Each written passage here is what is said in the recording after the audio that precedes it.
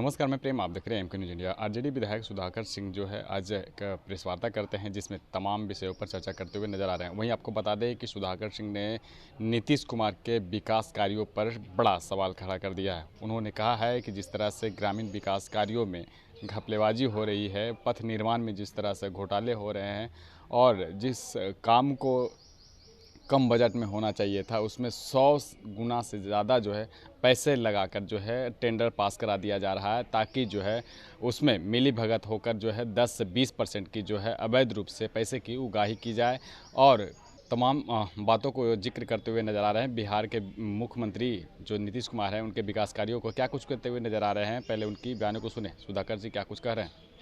महत्वपूर्ण press conference के माध्यम से मैं बताना चाहता हूं कि बिहार में डबल इंजन की जो सरकार है नीतीश कुमार वाली, इसमें कोई ऐसा विभाग नहीं जो भ्रष्टाचार के आकंठ में न डूबा हो। उसी कड़ी में आज ग्रामीण कार्य विभाग के बारे में बताना चाहता हूं, खुलासा करना चाहता हूं कि जिसके जिम्मे बिहार में ग्रामीण सड़कों के निर्माण की जिम्मेदारी है और बिहार के भीतर चुनावी साल होने के नाते, चुनावी साल होने के चलते इस विभाग का जो बजट है वह 3 से 4 गुना बढ़ा दिया गया है।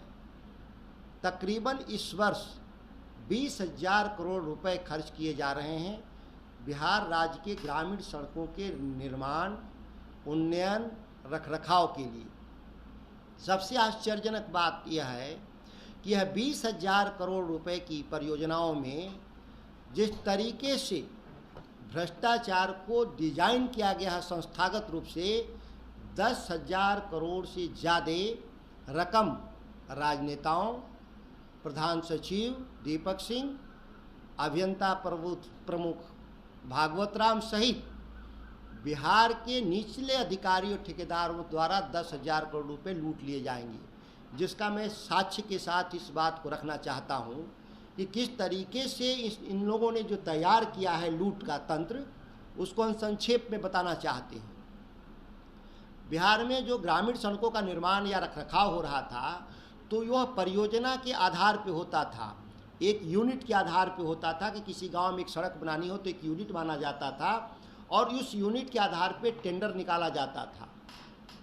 लोग चूँकि जो छोटे ठेकेदार इस काम में न आ सकें, बड़े ठेकेदार आए, इसलिए वह सभी छोटे छोटे सड़कों को मर्ज करके उन परियोजनाओं की लागत को 20 से 25 करोड़ रुपया प्रति इकाई कर दिया गया, जिसके चलते जो छोटे ठेकेदार थे इस कंपटीशन से बाहर हो गए। दूसरी बात, जब 20 से 25 करोड़ की परियोजनाओं में टेंडर डालने की बारी आई, उसमें फर्जी अनुभव, एनुअल टर्नओवर जो उसका सबसे ज़रूरी तत्व है, एनुअल टर्नओवर फर्जी तरीके से संवेदकों के द्वारा, ठेकेदारों के द्वारा लगाया जा रहा है पूरे बिहार में। यह अभियंता प्रमुख, सहायक अभियंता, कनीय अभियंता, कार्यपालक अभियंता,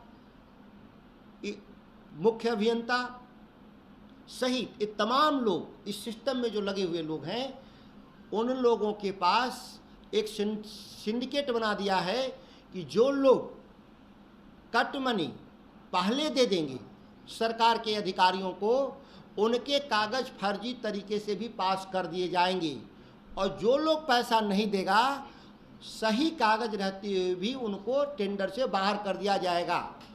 ये इसलिए मैं कह रहा हूँ कि साक्ष्य है, केवल आरोप लगाने के लिए मैं आरोप नहीं लगा रहा हूँ। और इस मामले में एक उदाहरण के साथ मैं बताना चाहता हूँ कि VS कंस्ट्रक्शन सड़क निर्माण के लिए भभुआ में एक रोड के लिए एक ग्रुप ऑफ रोड के लिए उन्होंने डाला, जिनका एनुअल टर्नओवर मात्र 54 करोड़ और 54 लाख और 66 लाख रुपए था 2 साल में। 2021-22 में उनका 66 लाख और 54 लाख था, लेकिन उन्होंने टर्नओवर कितना दिखाया? 16 करोड़ और 55 करोड़।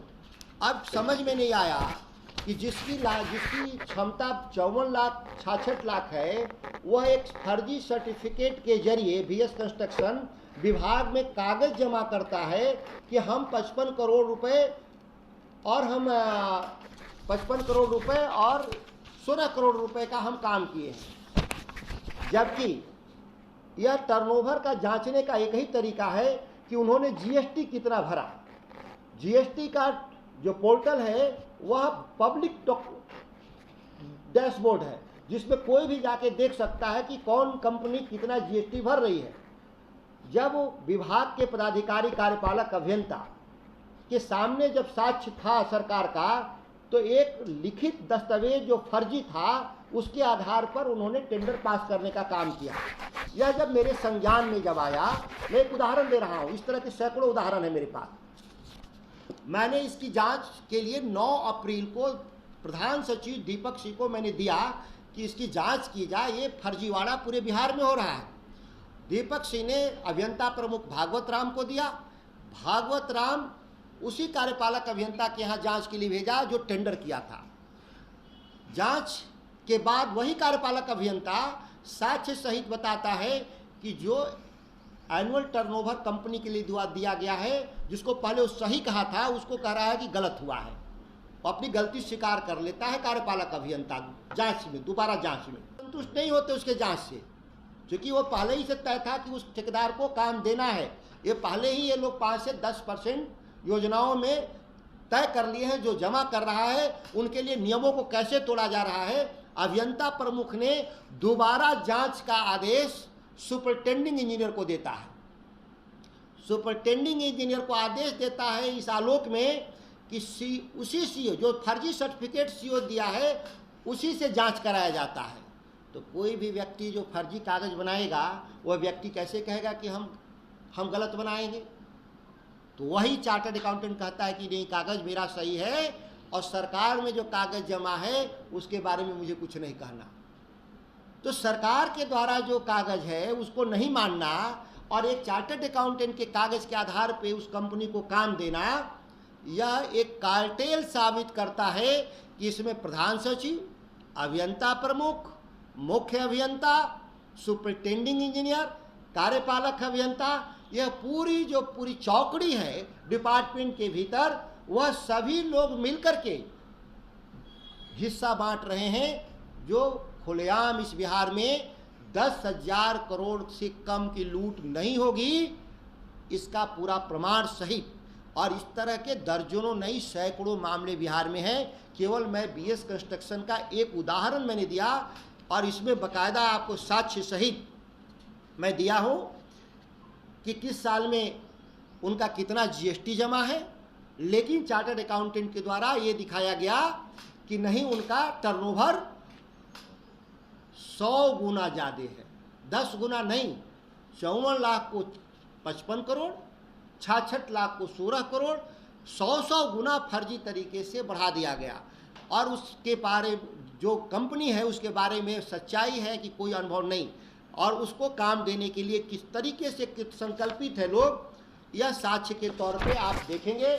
इस मामले में माननीय मुख्यमंत्री को भी मैंने पत्र लिखा।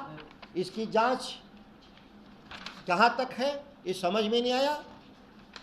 इस मामले में चार्टर्ड अकाउंटेंट के द्वारा जो सर्टिफिकेट दिया गया कि एनुअली कितना इनका है, जो ये फर्जी कागज है, इसी के आधार पे पता चला कि ये फर्जी सर्टिफिकेट दे रहा है चार्टर्ड अकाउंटेंट, जिसके आधार पर बिहार में टेंडर का अलॉट हो रहा है। फिर अभियंता प्रमुख, कार्यपालक अभियंता, एसी और जो कमेटी है, जब कमेटी के पास साक्ष्य था, जब 2 साक्ष्य थे, एक फर्जी चार्टर्ड अकाउंटेंट का सर्टिफिकेट और जीएसटी जो भारत सरकार के, बिहार सरकार के संयुक्त निर्देशन में चलने वाला जो पोर्टल है, उसमें 100 गुना का फर्क होने के बाद भी माना जाता है कि डाउट ऑफ बेनिफिट इसमें ठेकेदार को नहीं मिलना चाहिए था, सरकार के पक्ष में फैसले होने चाहिए थे। इन लोगों ने बैठक कार्रवाई में उसको संपुष्ट किया। यह इतना बड़ा कार्टेल है जिसकी जांच निगरानी विभाग के द्वारा सरकार कराए, जिसको मैं पत्र भी लिख रहा हूँ। बिहार में लोकायुक्त को भी मैं पत्र लिख रहा हूँ। ये सारे कार्टेल की जांच करके बिहार में ग्रामीण सड़कों में जो निर्माण में जो भारी भ्रष्टाचार और लूट है वह आपको देखने को मिलेगा। माननीय मुख्यमंत्री जी बक्सर लोकसभा के सेमरी में गए थे। प्रगति यात्रा के क्रम में जिस सड़क का निर्माण हुआ था जनवरी में, वह सड़क मार्च में ही गड्ढे में तब्दील हो गई है, जिसका पूरा फोटो साक्ष्य विभाग को मैंने दिया था। कई सड़कों का बिहार में, जिस एक जनप्रतिनिधि होने के नाते लगातार हम ग्रामीण क्षेत्रों में जाते हैं, खराब सड़कों का जांच के लिए पत्र लिखते हैं या फोटोग्राफ भेजते हैं, लेकिन इधर नई परंपरा है 2-3 सालों से मैं देख रहा हूं कि विभाग में जांच की पूरी प्रक्रिया ठप कर दी गई है। अभियंताओं और ठेकेदारों का जो गठजोड़ है इस कदर हावी है कि यह 20,000 करोड़ रुपए इसी बरसात में बह जाएंगे और बिहार के लोग गड्ढे वाली सड़क पर 7 साल तक मेंटेनेंस के अंदर कवर होती है। कहीं मेंटेनेंस 7 साल नहीं देखा जाता, बकायदा वो ठेकेदार गड्ढे में ही चलाता है। कितना भी कंप्लेन करें, ऐसे सैकड़ों कंप्लेन के बाद भी बिहार सरकार कार्रवाई नहीं करती। इससे जाहिर है कि सरकार के शीर्ष पर बैठे हुए लोग भी इस भ्रष्टाचार में शामिल हैं, सम्मिलित हैं, जो जांच नहीं करते। इन्हीं खुलासे के लिए मैं आप सभी को आज आमंत्रित किया था। कोई विशेष सवाल हो तो मैं उसका जवाब देने को तैयार हूँ। सर, आपने डायरेक्ट आरोप लगा रहे हैं, साक्ष्य इसका उपलब्ध है ना? जी, साक्ष्य सहित ये हमारे 8-9 साक्ष्य ये लगे हैं, मिक्सचर लगे हैं कि किस तारीख में किसने पत्र लिखा है, किसने जांच किया है, किसने उसको ओके किया, किसने कहा कि नहीं है।